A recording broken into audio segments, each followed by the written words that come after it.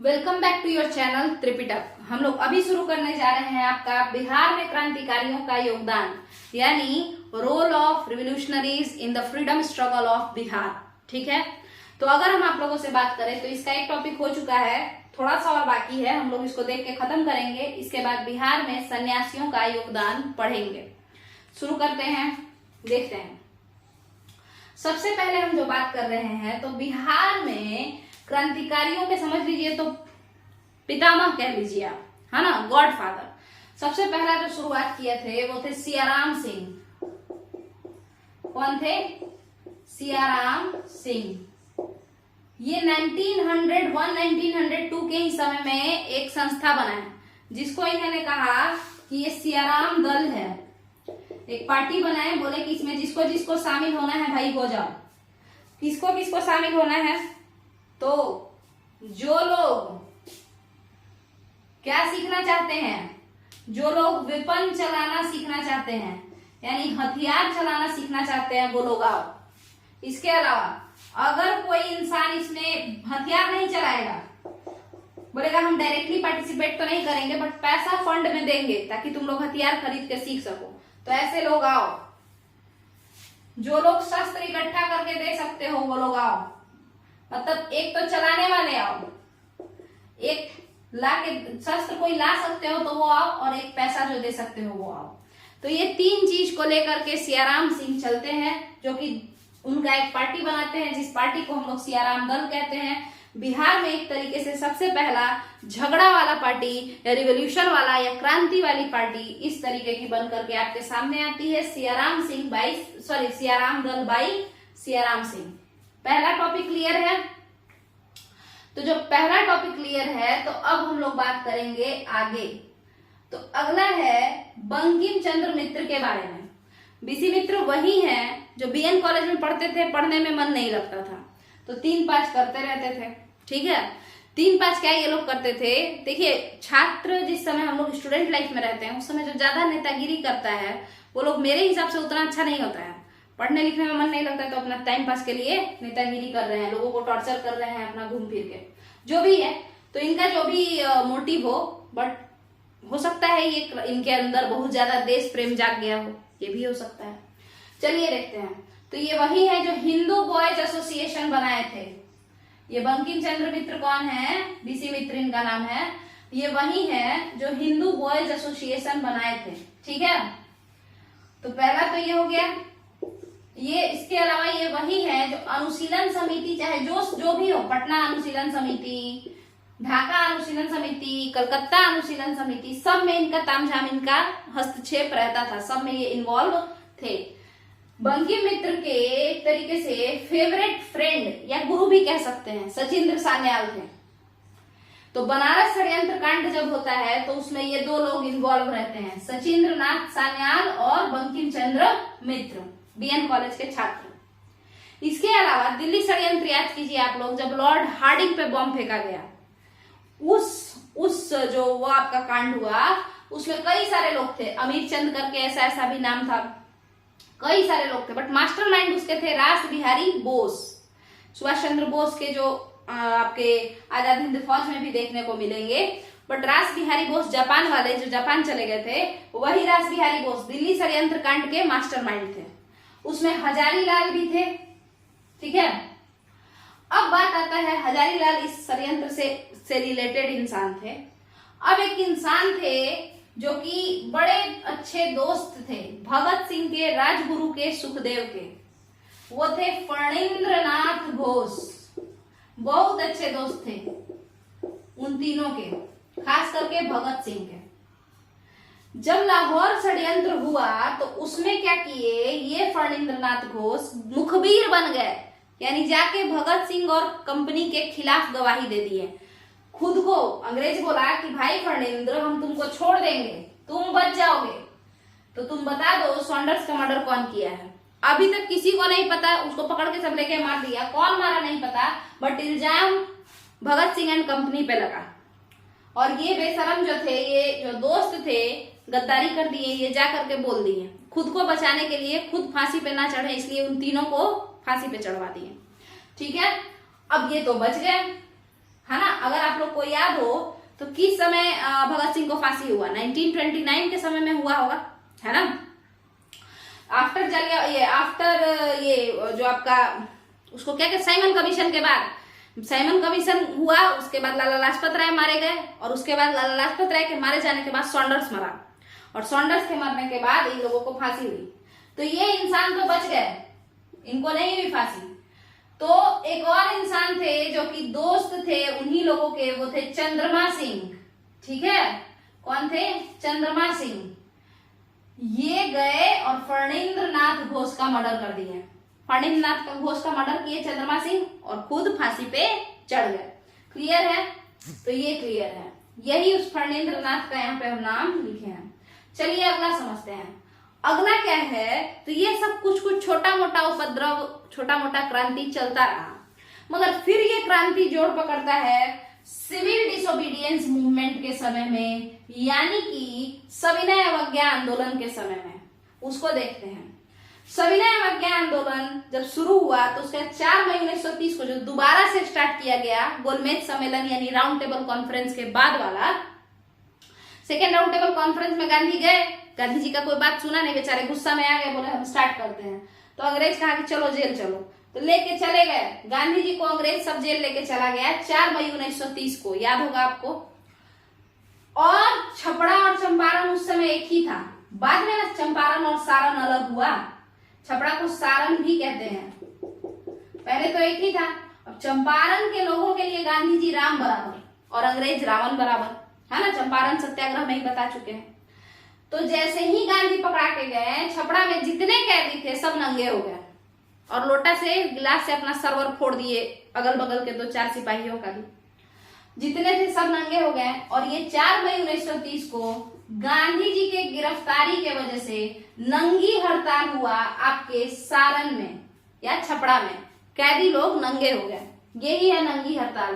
कारण क्या था? तो सीडीएम के समय में यानी सिविल डिसोबीडियंस मूवमेंट के समय में गांधी जी को जेल हुआ, इसी गुस्सा में सब नंगा हो गया, बोला गांधी जी को छोड़ दो।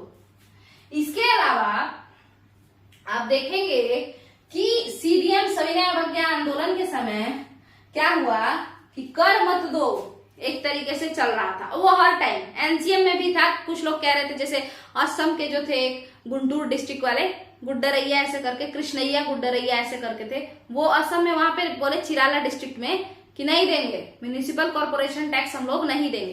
तो टैक्स हम लोग कभी नहीं देना चाहते हैं, हम लोग को फालतू लगता है। तो इसी वजह से सविनय अवज्ञा आंदोलन के समय में भी बोला गया कि हम लोग कर नहीं देंगे। तो कैसा कर? चौकीदारी कर, चौकीदारी कर नहीं देंगे, जाओ जो करना है कर लो।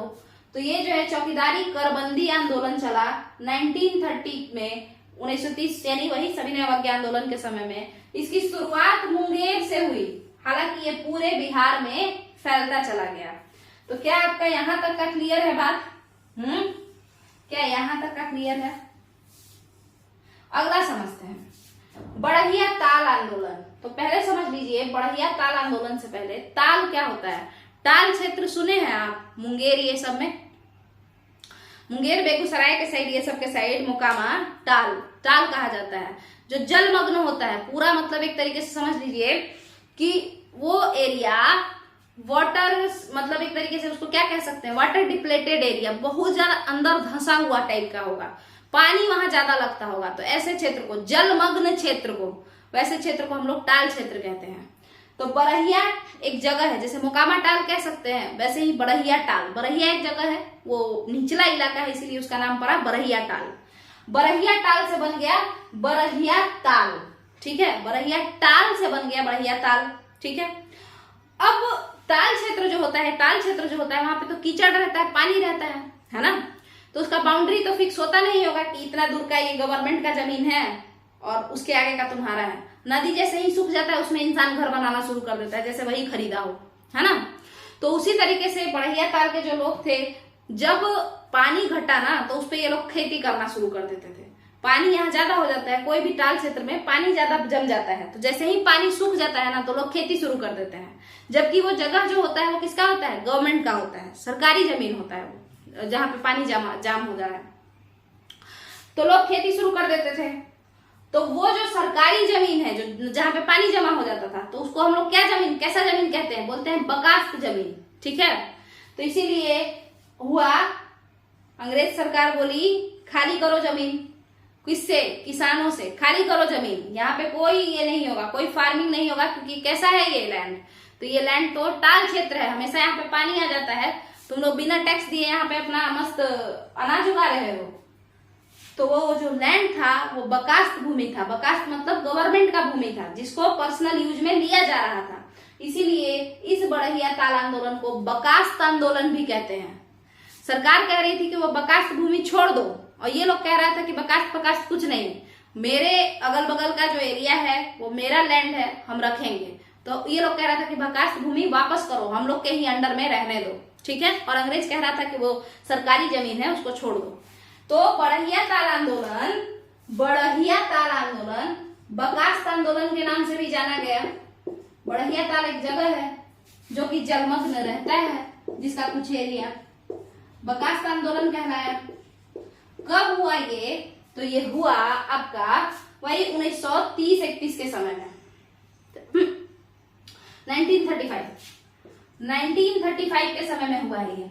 ठीक है, बड़हिया ताल आंदोलन या बकास्त आंदोलन 1935 के समय में हुआ, और इसको जो लीड कर रहे थे वो कार्यानंद शर्मा थे। याद कीजिए, बिहार सोशलिस्ट ग्रुप में ये थे ना, कार्यानंद शर्मा, पंचानंद शर्मा, यदुनंदन शर्मा, राहुल शंकरितयान, तो उसमें से एक कार्यानंद शर्मा जिनको के.एन. शर्मा भी कहते हैं, वही इस बड़हिया ताल आंदोलन को 1935 में मुंगेर में लीड कर रहे थे। ठीक है, हो गया क्लियर बड़हिया ताल आंदोलन। इसमें भी थोड़ा बहुत हिंसा हुआ है, क्योंकि था कि जमीन कोई फ्री में देगा नहीं सरकार, और ये लोग जमीन छोड़ना चाहेंगे नहीं, क्योंकि जमीन इनके अगल बगल की थी, ये मेहनत से उगाए थे उस पे। चलिए, अब एक खास और लास्ट यही बचा हुआ है। इसके अलावा शहीद वाला बता दिए, सप्तमूर्ति है ना। चलिए, तो इसको समझ लेते हैं। बेगूसराय में गोलीकांड हो गया, और ये बहुत इंपॉर्टेंट है। बेगूसराय में गोलीकांड हो गया, कैसे हो गया? तो एक ब्रह्मचारी थे, ठीक है, वो ब्रह्मचारी बड़ा खुश थे। कैसे थे? बड़े खुश थे। क्यों थे? क्योंकि 26 जनवरी 1931 आ गया था, और 26 जनवरी 1930 को हम लोग क्या मनाए थे? स्वाधीनता दिवस मनाए थे, है ना। पूर्ण स्वराज लाहौर जो आपका सेशन था, उसके बाद फिर हम लोग 26 जनवरी 1930 को क्या मनाए? स्वाधीनता दिवस मनाए। तो अगले साल 26 जनवरी 1931 को बेगूसराय के ब्रह्मचारी एक थे, वो बोले कि हम लोग फिर से मनाएंगे। क्या मनाएंगे? तो स्वाधीनता दिवस मनाएंगे, झंडा फहराएंगे, तिरंगा झंडा। तो जब वो ब्रह्मचारी बोल दिए, तो ब्रह्मचारी लोग कहाँ ज्यादा रहना पसंद करता है? मंदिर के पास। तो ये लोग चल दिए, चलो थाना के सामने जाके हम लोग झंडा फहराएंगे। तो कहा गया कि ठीक है चलो। कई लोग चल दिए, भीड़, एक जुलूस चलना शुरू कर दिया, और उसमें 26 जनवरी 1931 को बेगूसराय के परहास में या सुहृद नगर में, ठीक है, बेगूसराय के परहास में, या उसी का नाम है सुहृद नगर, ठीक है, वहां पे टेढ़ीनाथ मंदिर के पास यहाँ का एक, मतलब समझ लीजिए तो क्या था, डीएसपी था। डीएसपी मतलब उस इलाका का, बेगूसराय डिस्ट्रिक्ट का जो डीएसपी था बसीर, वो, उसको ऑर्डर मिला कि भाई ये लोग क्या जा रहा है तमाशा करने। और समय चल रहा है 1931, आप समझिए एक तरीके से सिविल डिसोबीडियंस चल रहा है। तो उसी समय में क्या हुआ, डीएसपी बसीर को ऑर्डर आया कि भाई इन लोगों को मारो। तो ये गोली चलाना शुरू कर दिया, और 26 जनवरी 1931 को ब्रह्मचारी के कहने पर सुहृद नगर गए हुए कुछ लोग गोलियों से मारे गए। और वो कौन से लोग थे? तो चंद्रशेखर, ये भी बेगूसराय के थे, रामचंद्र, ये भी बेगूसराय के थे, छट्टू, इनका नाम ही छट्टू था, छोटू उसी तरीके से छट्टू ये, और भैरवार। तो कि कौन कौन मारे गए? चंद्रशेखर, रामचंद्र, छट्टू और भैरवार। बेगूसराय गोलीकांड में बसीर की गोलियों से ये मारे गए। इसके अलावा ब्रह्मचारी बच गए और बाकी सारे लोग बच ही गए, कुछ लोगों को चोट भी लगा। हालांकि 26 जनवरी 1931 का जो ये गोलीकांड है, ये बिहार के लिए मतलब क्या था, एक तरीके से समझ लीजिए तो शोक जैसा रहा, है ना। तो आपका जो ये वाला टॉपिक है, और खास करके जो आपका बिहार में क्रांतिकारियों का योगदान, ये कंप्लीट हो गया। अब साहित्यकारों का योगदान हम लोग देखेंगे अगले टॉपिक में। उसके अलावा मेडिवल इंडिया, मॉडर्न इंडिया हम लोग पढ़ चुके हैं। मॉडर्न इंडिया के बाद हम ज्योग्राफी पे शिफ्ट करेंगे। इसके बाद इंपॉर्टेंट लीडर्स पे बात करेंगे। मॉडर्न इंडिया में अभी और बहुत चीज बाकी है, जैसे साहित्यकारों का क्या योगदान है, लड़कियां कौन कौन सी फेमस थी फ्रीडम स्ट्रगल के समय में, है ना। ज्यादातर तो बड़े बड़े नेता की ही वाइफ लोग थी या बहन लोग थी, तो वो सब हम लोग देख लेंगे, ठीक है। तो अगर आपको ये वीडियो पसंद आया है, पहला वाला भी देख लीजिएगा, क्रांतिकारी वाला प्लेलिस्ट जाके चेक कीजिए इसी चैनल पे, त्रिपिटक पे। अगर आपको ये वीडियो पसंद आया है तो वीडियो को लाइक कीजिए, वीडियो को शेयर कीजिए, चैनल को सब्सक्राइब कीजिए। लाल बटन जो है वही सब्सक्राइब है, फ्री का है, सब्सक्राइब कर लीजिए अगर पसंद आया है तब। चलिए, थैंक यू।